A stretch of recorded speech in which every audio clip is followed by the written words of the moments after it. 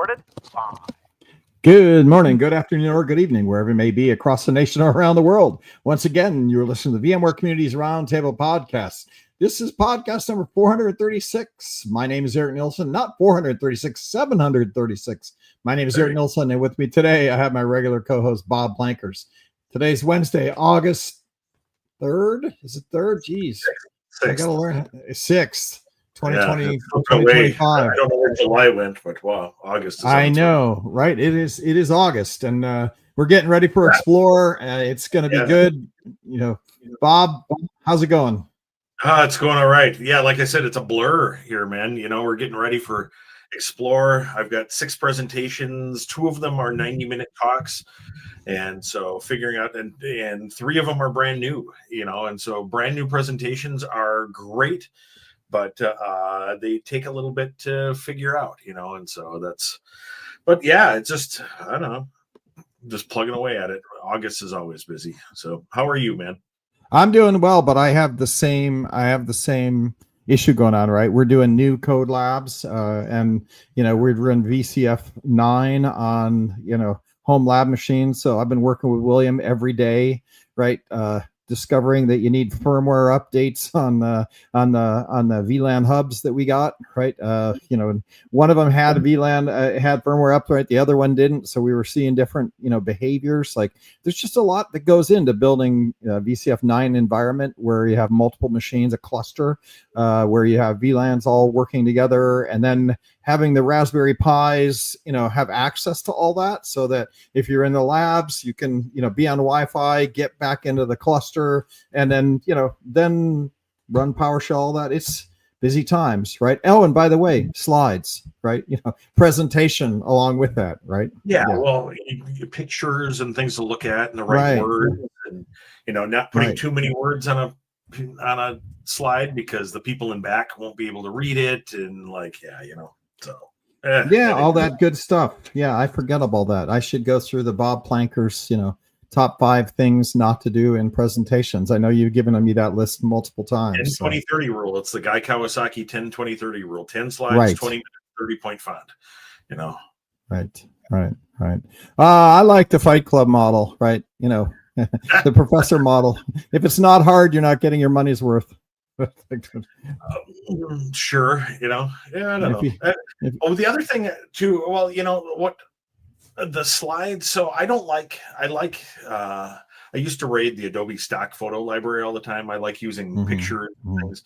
But I tell you what people really do like in presentations, especially presentations where you're trying to convey stuff, is towards at the end, make a checklist, make a big list of all of the stuff. So you know, and I've got some talks where I've got lists like that, and you'll see the entire crowd, 500 people, will raise their cell phones and take a picture of it. And then you look around, everyone got it. All right, now you can go ahead. Yeah. So let's talk a little bit of the community news, because we're going to go through a bunch of different topics today on the podcast. One, we're going to talk about the community news, you know, what's going on with Explore. Then low-cost ways to get to Explore. That's a topic. We got a blog article out on that. We'll talk about Raspberry Pi 5s, the CPU, the new CPU architecture from Broadcom, running VCF, running PowerShell on it to do VCF 9 labs. So we'll talk a little bit about that, and then we can talk about the hackathon, right? And actually some of the best team project that I've heard so far on the hackathon. So that's on the agenda today. So let's go talk about the news. And the first thing I'd say is Corey Romero is out sick today, so I hope he starts feeling better. I know there's a nasty flu going around. So if you're getting ready to go to Explore, you know, either get the flu now or stay. Yeah, wear a mask or something, because I have had several different friends that didn't test positive for COVID or anything, but just had there's a good flu going around, right? Fever, chills, the whole 9 yards, right? So be aware of that and plan accordingly, because, you know, you don't want to get COVID or a nasty flu 2 days before Explore, right? So you can control it. Yeah, to some degree. Anyway, Corey's sick, so he'll be back. vExpert, I know they're doing vExpert announcements. I have not heard whether that went out or not. So the back half of vExpert. So be aware of that. I know he has 160 plus people signed up for their VExpert jacket. So I know that's going on, and the meetup is on Monday morning. So if you're a VExpert and you're going to explore, it'll be in the community booth Monday midday, I think, or 11 a.m., something like that. So watch the mail from Corey, because we are not publishing that meetup. It will be in the community lounge, but obviously we're not going to publish it out too much, just for VExperts. Lots of other events going on in the community booth for the rest of the week. So all that's come together. So let's see, community news wise, it's not too late to go get a ticket and self-fund. We'll talk a little bit about that, which is good. And we talked about the ban last week. So that's good to know. I did hear, Bob, that employees might not be able to go to the party. So really? Oh, that stinks. Yeah. Well, I heard that. I mean, so better to have our end users go, but well, we talked about the fact that it was honey buckets looked interesting. So yeah, the honey buckets and at the pool. Like I'm like, yeah, we'll have to see. Pool to throw you into, did I say that? Oh, sorry. Yeah, don't say that too much. But if you are a VMware person and you are listening to this and you're going to explore, make sure your badge is turned upside down and sneaky if you're trying to go to the party. I didn't say that, but you can maybe purchase a ticket. I know that it's around the pool, so there's space. They're going to allocate space to the numbers. I heard over 4,000 people are registered already, and we're still chunking up, getting 500 a week or some number like that. I'm not allowed to say any of that, but I know this is going to, we're in target over 5,000 in the 5,000 to 6,000 range, and looks like it's going good. The community sessions, which is in the hub, expo hub area. I know that we've got over 70 people per session scheduled in for those. So the theater is 80 seats this year. So some of them have 150. So we're looking at how to repeat some of the community sessions that are happening it's not called the community theater this year. It's called some other theater, but it's the theater in the by the community areas. So that's happening. A lot of great sessions there. That if you do get the meetings plus pass, we'll talk a bit about that. You can come in and watch all those sessions. So that one's busy. The hackathon has gone live. We'll talk about that. And the VMUG party, Reg is open. If you're a VMUG member and you're coming to explore, the party is open. You can go reg for that. I think they have a space in the venue for 400 to 500, and I think they're coming up to that reg number. They're going to leave reg open. They're going to reg more than the 400 to 500, and you'll kind of do one of the cycle in, cycle out. If you're first in, you get to go in the party. If you're the 467th person, you're going to have to wait for somebody to come walking out of the venue. So the popular club model for that. So that's looking positive. 400 or 500 people going to explore VMUG community members.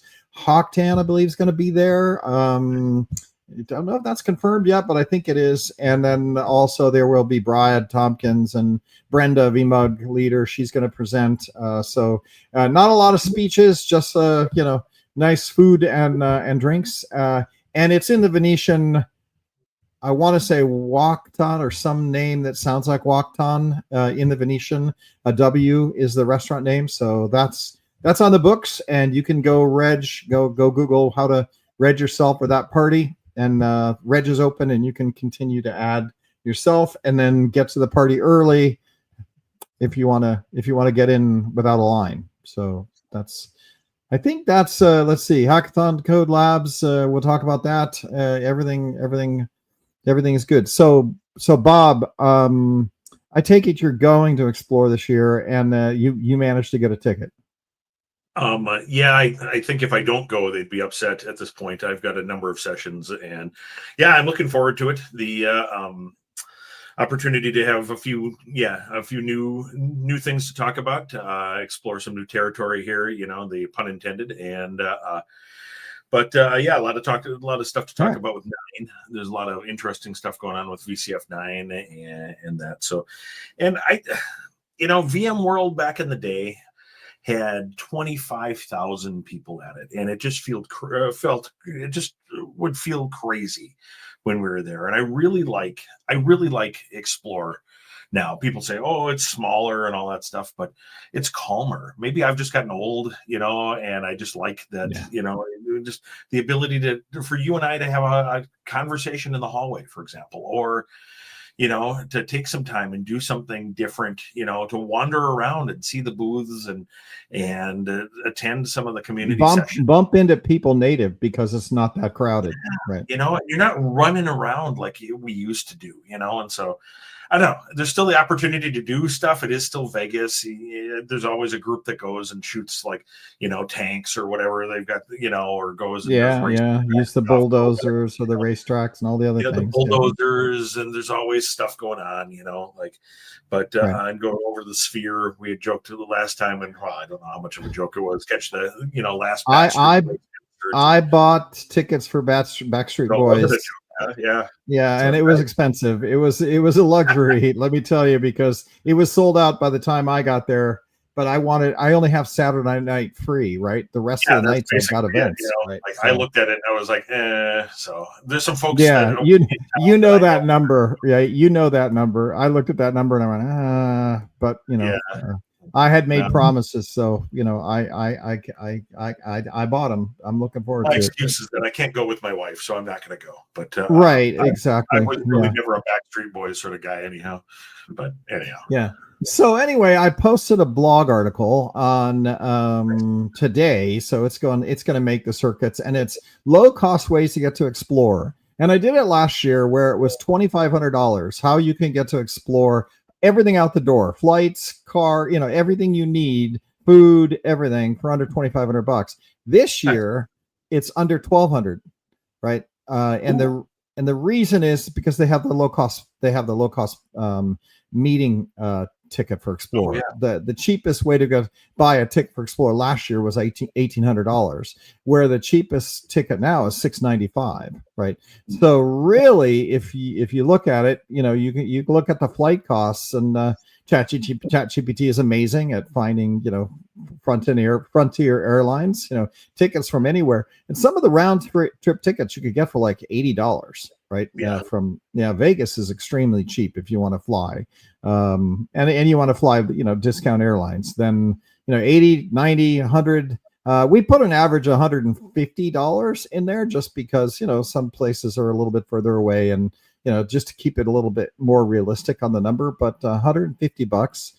Treasure Island, which is right next to the Venetian, they have the sky walkway, so you don't even have to cross the street, right? You basically just walk from hotel across a walkway and make a left and another walkway, and you're in the Venetian. That guy was super cheap rates, like $32 a night, but then you have the $50 fee for entertainment or whatever they call it, or whatever. Yeah. So by the time you're done, it's $100 and change a night. So we allocated $500 for your hotel, right? If you stayed. Right. If you wanted to commute, walk 30 minutes and take a little train, you can go down to the Excalibur, which their room rates, their resort fee is less. It's only $42 a night, and their room rate is like $18 a night. So you can actually save $30 extra. So you can get your hotel down to $380 if you really, really want to walk every day. I've done the walk. It's not the end of the world, but it's 30 minutes. You have to decide that that's what you want to do. It is warm out there. It is Las Vegas, but and it might be raining. I mean, we did have a hurricane 2 years ago, so we did. And you're kind of far away from everything. So like for me, the extra $150 was probably worth it just to be up in the, because if you're across the street, right by the Venetian, then it's you're in the thick of it. Everybody's around. You run back up to your room during the middle of the day. Exactly. Right. You can. Yeah, and if somebody tweets you and says, "Hey, let's meet," or message you, "Let's go meet," you're in the ecosystem. Right? Then you have your ticket $695, I want to say. So it's there. That gets you into the expo hall community area. so that you can hang and do everything with community. You can watch all the community sessions in the booth, but it doesn't get you anything much else, right? It gets you a ticket. You can come in to the expo hall, join the community area, be in the community lounge, go to watch the community sessions, and then be in the environment, right? But that's basically it. If you throw another $500 in it, then you can see all the sessions. You're not in Schedule Builder. You have to wait in the overflow queue for all the sessions, but you can just basically go to the sessions you want to go to. Just have to wait in line in order to get in. But that's an extra $500, so it depends where you want to be. But if you add these costs up, and then the Meeting Plus ticket doesn't give you food, right? So that's $675 ticket. You got to allocate another $40 a day for your favorite fast food establishment. They have Subway, they have McDonald's, they have Burger King. You can figure out what you want to eat. We gave you $40 a day for food. Then in the blog article, we did list all the places in the evening you can eat for free. The Hackathon has pizza and soda and candy. That's Monday night. The VMUG party's Tuesday night. They have food there and alcohol, so you can eat there for free. You don't get to go to the Wednesday night party unless you buy a ticket, so you don't have any food there on Wednesday night. But there are ways to find food around, so that's what we kind of listed, and we also gave you $40 a night. So in the end, by the time you add all that up, it's $1,200, give or take. We put that in the blog article. So if you did want to self-fund and come to a party, you can do that. And then you got to think that you're saving money on your daily expenses when you're at home. You still have fuel costs. You still have, toll roads to go to work. PTO route here, right.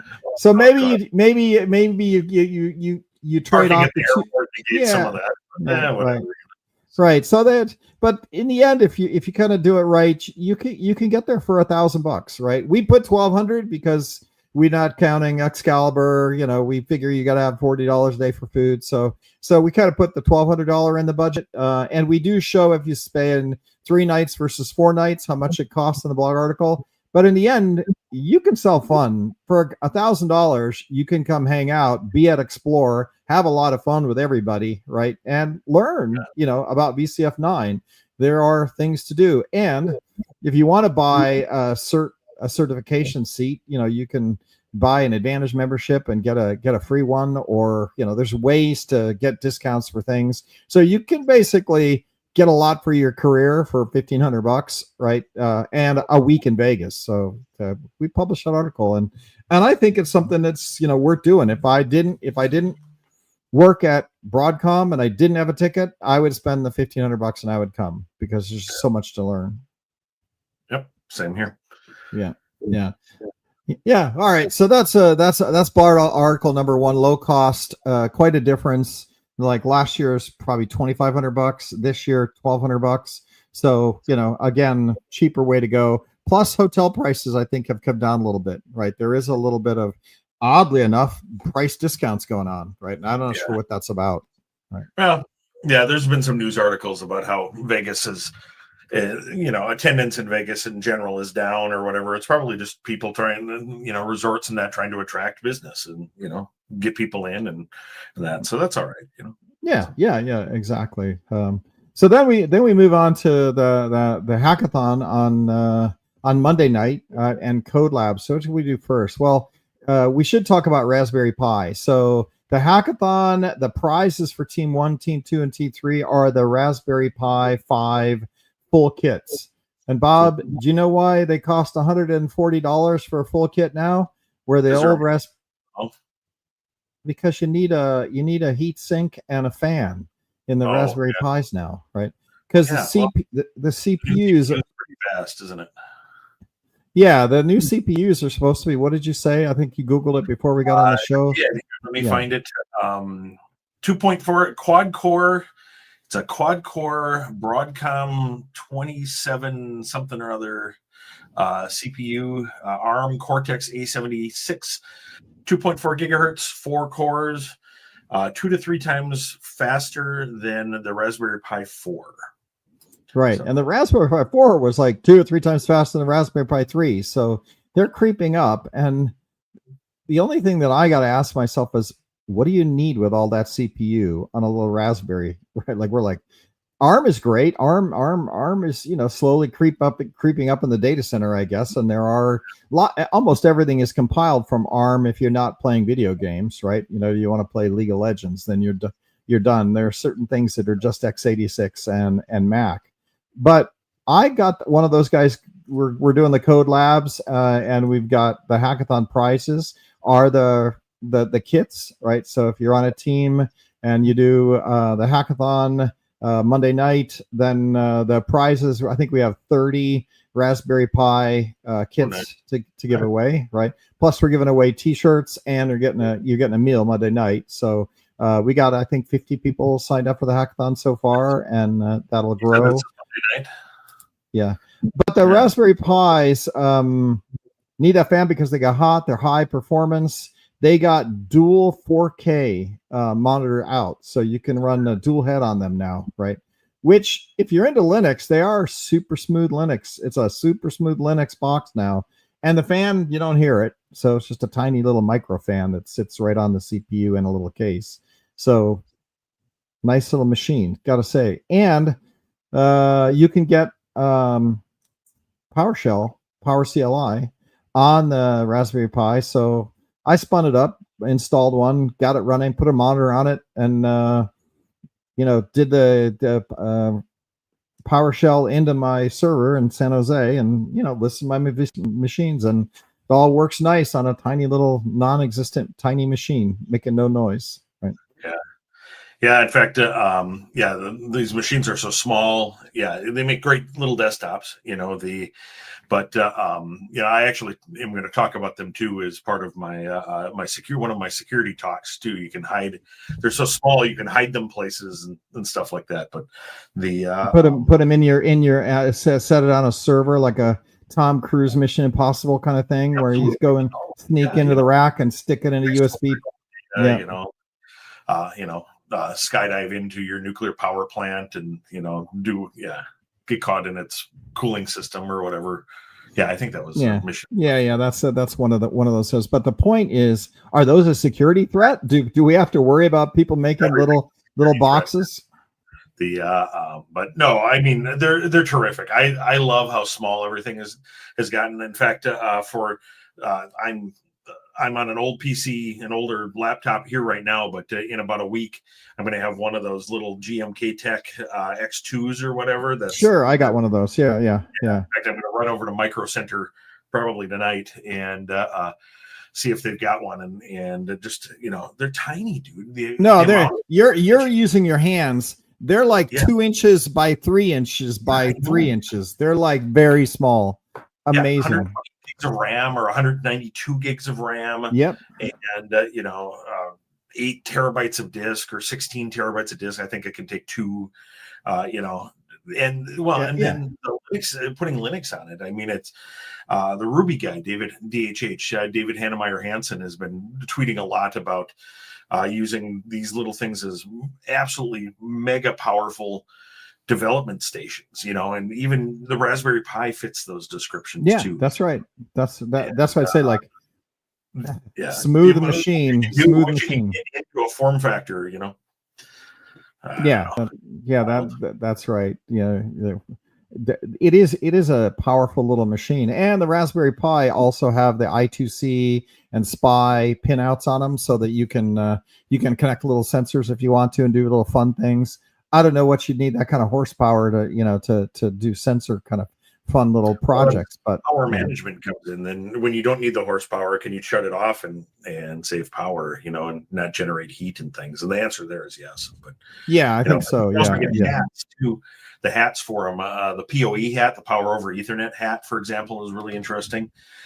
There's other hats that you can put a full, instead of booting off a USB device, the SD cards and stuff like that aren't really reliable. Yeah, exactly. Yeah, there you go. That's the guy with the little heat sink now, the little fan. Yeah. You get a hat that's just got an NVMe connector on it or whatever, and you've got a fully fledged 4-core modern workstation. there. Yeah. So. Yep. Basically making your phone a computer, right? ARM CPU. I just saw something posted the other day too that the current generation of Apple Watches has more CPU power than was ever used to put mankind on the moon, for example. So, yeah. Well, nowadays that doesn't take very much. That's like a 64K RAM chip, and you're like, way ahead of the game, right? And yeah, this is where now, interestingly enough, we've also been struggling through for the code labs. We're running the lab setup is we got 32 stations. They're all running Raspberry Pi 5s, right? With monitor, keyboard, mice, right? Connected to Wi-Fi that then goes into a hub that drops into our VLAN hub that goes between a 3-node cluster, right, in the front of the room. So everybody can get into the, and then we're going to run PowerShell, ARM-based 64-bit ARM-based PowerShell on those guys with PowerCLI installed. And then we're going to give you, PowerShell examples for VCF9, right? So tiered memory, turning it on and off, right? Configuring tiered memory to a couple of other different exercises that are happening. But let me tell you, running VCF9 on these, what I'd call, not Nooks, but the mini PC form factor, right? You realize even though it's a tiny computer, right? It's not easy to configure. It's like data center work to configure, VCF9, even though it's running on small machines, and we have a VLANs, router that is between them, so that we have 3-node cluster that that talks on port 1, port 2, port 3, and all the VLANs tagged across that switch.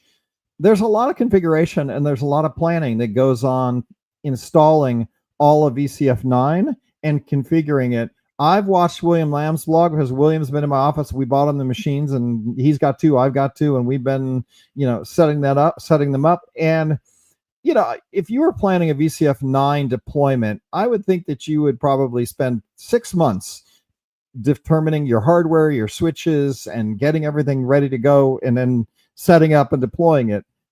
We're trying to do it in 3 weeks, right? And all that work still has to be done, right? Just because it's a home lab doesn't mean that you still don't have to architect it all. Yeah, I can just hear my wife commenting on my lab environments and stuff like that at home.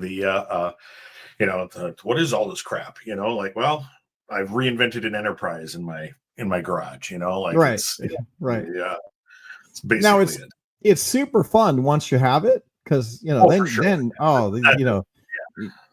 a lot. It's very educational, even just figuring out VLANs and things like that. Right. Network plumbing and networking is something that a lot of sysadmins don't really have a good grasp of and an understanding of, and so getting some exercise, some actually doing some of that that's right. I'm not a networking.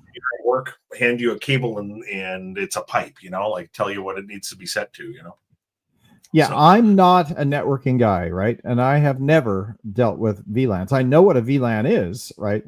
But like the details of you have 4 ports and you define VLANs, but how do you know what VLAN your client is on, right? It turns out it's the IP address, right? You make an IP address range, and that defines what VLAN that thing's going to sit on, right? Well, that's the IP range, and then the VLAN, and depends on if the port has got tagged VLANs or untagged. Right, and this is tagged, right. VLAN tagged VLAN, and understanding that and getting your feet wet in that space, it's okay, and then determining that.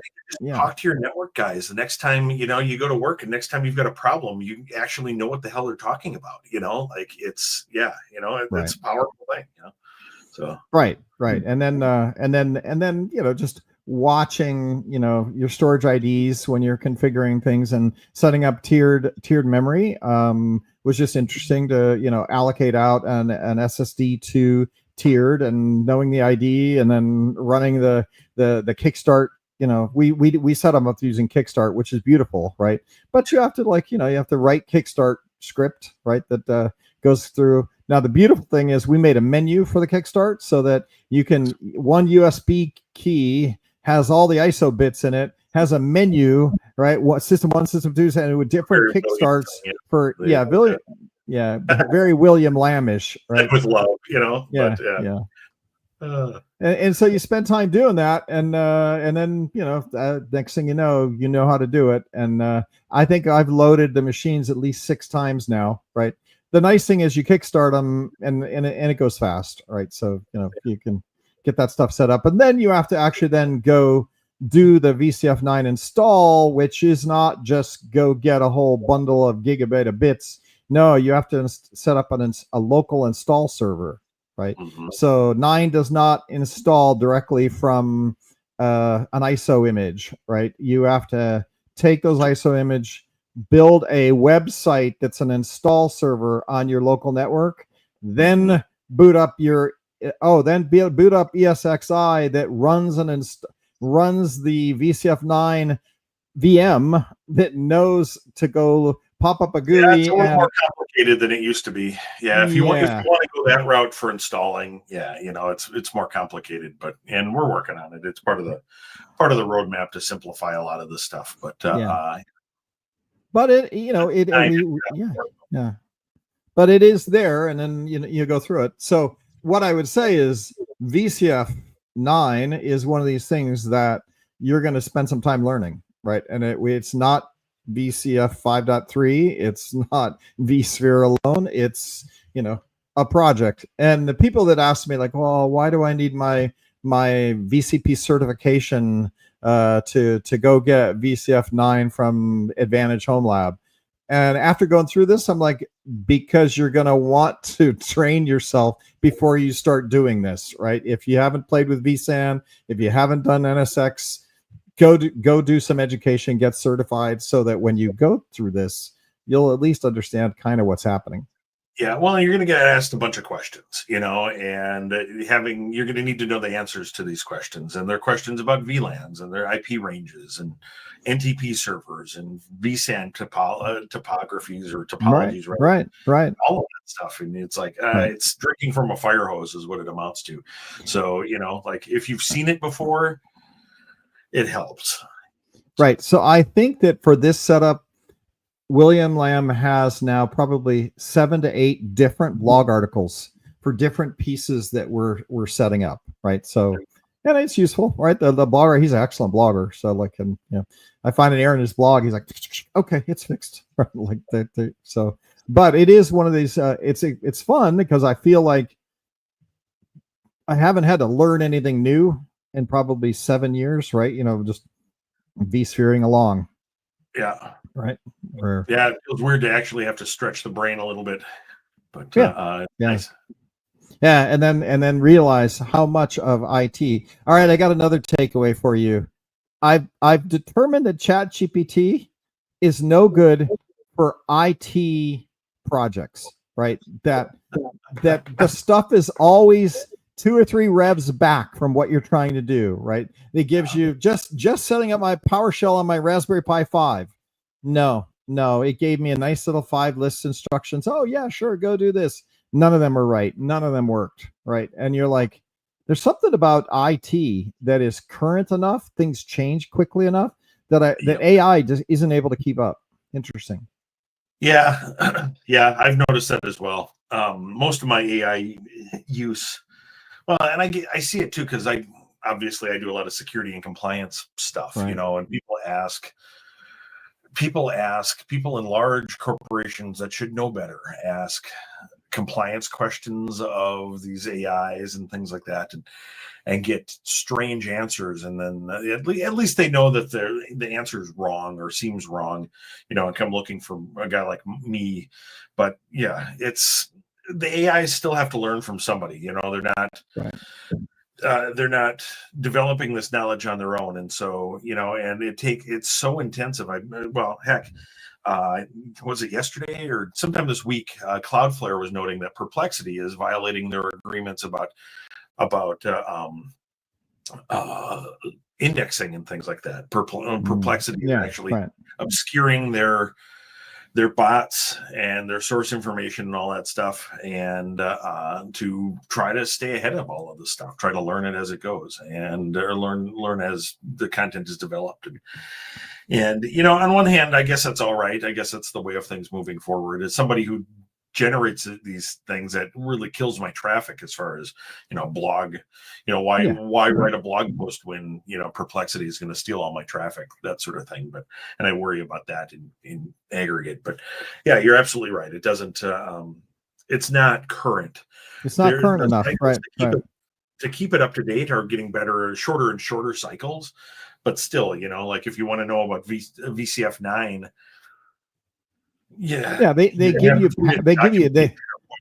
example. They give you commands with paths to different things, right? All it takes is one little version number to be wrong, and it just goes, "Oh, sorry, I can't do a package add here." Blah blah blah, error message, and you feed it back the error message, and it gives you something else that also doesn't work because of right, because it's just not current enough, right? And that's all there is to it. Well, and it's flailing because it doesn't know. These things are not. People think of them as alive and all that stuff, but they're not. They're they're just pattern recognition engines and things, and they seem human, and sometimes seem human and seem smart, but they're smart in the way that a precocious child is smart. They've absorbed a lot of knowledge, but don't have they're like a 9-year-old. That's where I'd put it out. It's like it thinks it's smart. Interactive manual, smart.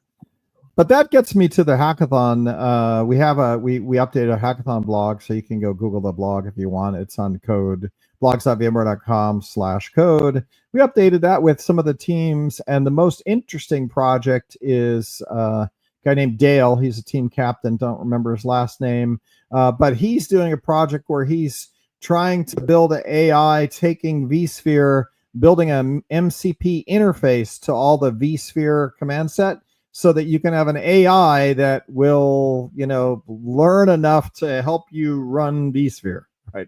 Which is interesting. Okay, well, it seems interesting. I just think of the quip that many people have had in the InfoSec world, that the S in MCP stands for security, But I don't know. I was thinking about the agent-based stuff, because there's the agents now that you can have Claude Code or whatever, the agentic stuff, basically take over a web browser. I was actually kind of thinking, spinning that around in my mind a few days ago. What if we took one of these AI agents and pointed it at like the vSphere UI, the vSphere client or something like that? What could it learn to do and what would it know how to do? But I don't know if anybody does that. Right. And there is certainly some training that needs to go on, which the MCP is designed to grab the data and then deliver it to you, so you can learn enough to have your AI be smart enough to engage with that. So that's all I know, right? But it read as a good project for the hackathon. MCP, every time I'm sitting here chuckling, and it's not because of you, it's because I love Tron. I watch Tron. Right. MCP, the Master Control Program or whatever. Right. Terrible animation back from the 80s. So that's what I think of when you say MCP. Yeah. I forget I don't even know what MCP stands for in the AI space, but it's basically an interface to your data. Model controller protocol model MCP. Control something. Model protocol, I think. Protocol. Model context protocol, right? So that'll be interesting. Monday night. We're going to have Raspberry Pis there, so if you want to drop in to the hackathon on Monday night, you can win a Raspberry Pi, and we'll have some Raspberry Pi projects that you can hack on for the evening. Eat some free pizza, hang out with everybody that's writing code, and we have published, I think, 5 team projects that are out there on the blog right now that you can go engage with them. We have the team captain's email address on the website, so cool. You can go figure out. If you don't want to spend a lot of time partying at Explorer, you can come to the hackathon Monday night, where we don't have alcohol, just pizza and drinks and candy. So there you go. Got that going for you. bring a beer in with you. But yeah, you know, yeah, I don't know. My drinking has slowed down in my old age here, but spending the night on Monday night with you guys sounds like a good plan. Yeah, you should figure out what you're doing. Mark Hubert, VCX 181. He dropped out, right? So I'm looking for a new team. I'm looking for a new team captain. I think it's Bob Plankerson. No, I don't think so. I've got so much going on at Explore right now. I know. I gotta learn how to say no. Yeah, I think we should call it the eat pizza and have Chat GPT write your code evening, because I think I think four of the five teams last week had all the projects were done through Chat GPT, right? Like it's now they have other Grok or I forget the one that everybody's writing code with these days. There's Claude code, probably Claude, right? So everybody's writing them. People were going so crazy with it. So, but yeah. So yeah, we're gonna put out the pictures of the Raspberry Pis, a stack of them, and come to the hackathon, win a Raspberry Pi. Given that we have 30 Raspberry Pis and we only have like 50 people come to the hackathon, the probability of actually getting a Raspberry Pi is pretty high, right? And they're the full kit too, with the power brick, 60. I forget. I don't know I want to say 64 gig SSD. So you got plenty of storage and and a nice little case and cables for a double monitor. So you got the HDMI cables. So if you have HDMI monitors at home, you get the cables also. So it's a nice kit. So it's a $140 kit. So, and then a hackathon t-shirt. How can you go wrong? Yeah, I agree. Yep. Well, Bob, that's all I got here. Those are the things that we're ramping up to go to Explore. And I would say, if you FOMO, we're going to start promoting the FOMO, fear of missing out, if you're not coming to Explore. So that way, all you got to do is come up with $1,000, right? Go to your boss and say, "Come on, it's only $1,000." Well, if you're going to ask your boss, I would say 2,000 to start with, but to the and then you can hang out. But yeah, to your point, it's you can do this trip on a fairly lean budget. So, but and we are gonna try to build a spreadsheet of after hours things going on. Right. I know there are some gambling events that are happening. Right. I have to be careful because, sometimes the event team doesn't like us publishing, after hour events, but we're going to try to put a spreadsheet together. We used to do that. Get one of the community members, the experts to list the after hours events that are happening so that if you want to come and you don't want to go to the hackathon, you can go to other things. Yeah. Well, and there's always so much going on too that, if you don't want to gamble, then go to Hackathon. If you don't want to go to the Hackathon, there's always, gonna be and there's vendor parties and stuff like that. Yep. Vendors are having gatherings. If, at this point, if you're going, you should be asking your vendor teams and stuff like that. Hey, you guys doing anything? Are you going? Are you doing anything? Take me out for a nice dinner, that sort of thing. So, but, that's always an approach as well. So. Yep. Also a good approach. Yeah. All right. Well, Bob, I didn't do, let's see, did I do some barbecue? I did a tri-tip just on charcoal last weekend, right? It's just an Old Faithful salt and pepper. Made sure that I put a thermometer in it. So I just went up to 135. So it stayed nice and pink inside. And always good. Yep. Got a shout out from Josh out here. Gosh, I haven't seen you in a while, pal. V-Beards. Remember V-Beard? I was just wearing the Sugar Skull hat that I got from you, man. You had set up to order or whatever back in the day. So glad to see you're still around and out there. But barbecue.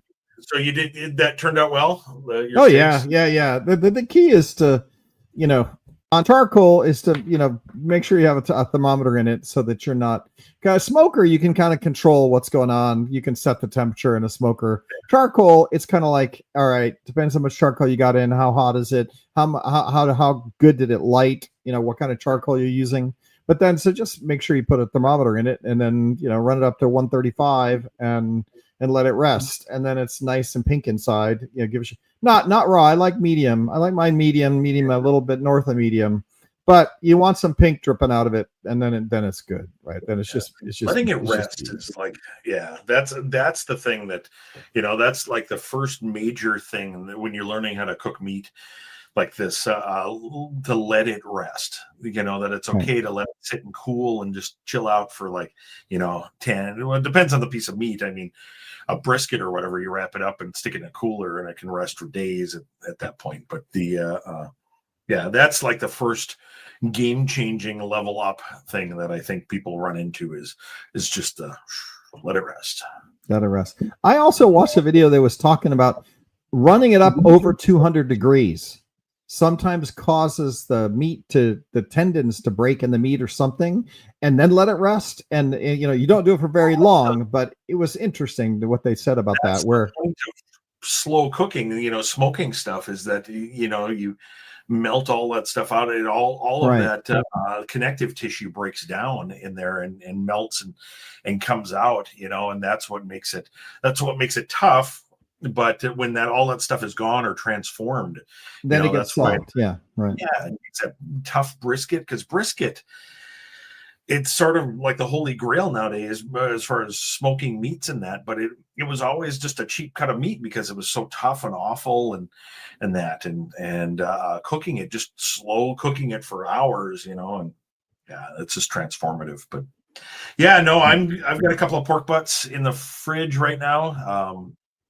I will rub them down tomorrow. For a couple of friends of mine actually just traded livers, and we live in a sci-fi book, basically, where it turns out your liver will regrow, so you can give somebody 2/3 in this case of your liver, and you will regrow your liver. And so I'm making a bunch of smoked pork for the weekend for those families that I know that are going through that process, right? Yeah, it's wild, saving a life and regrowing your own liver, like holy buckets, I've read about that. That's a smart, it's amazing. I've read about it too, but like holy crap, it's a friend of mine, and so, but so do some charity smoking. Good man. Yeah, twist my arm, put 4 pork butts on there, 2 for me, 2 for them, but I feel like barbecue. So barbecue is a little bit like art. Artists always have too much art. They got to give their art away because they run out of wall space over the course of the 30 years. Right. So barbecuing, it's important to have other people that want to eat your barbecue because you can't eat it all yourself. Right. Yeah. Well, I don't think I'm going to have this. I'll do some quick pickles along with it and some coleslaw and all that stuff. It'll be good. So come on by if you're in southern Wisconsin. All right. Well, good luck with your slides. Good luck with me and my slides. And we're in the last 10 or 15 days of what has to happen to be at Vegas. Yep. It's going to be a blur. All right. Cool. Thanks a lot, Bob. All right. Thanks a lot. Next week. VC Ops next week. We got a guy that's supposed to come, and we'll talk about the operations console. So, very cool. Talk to you later.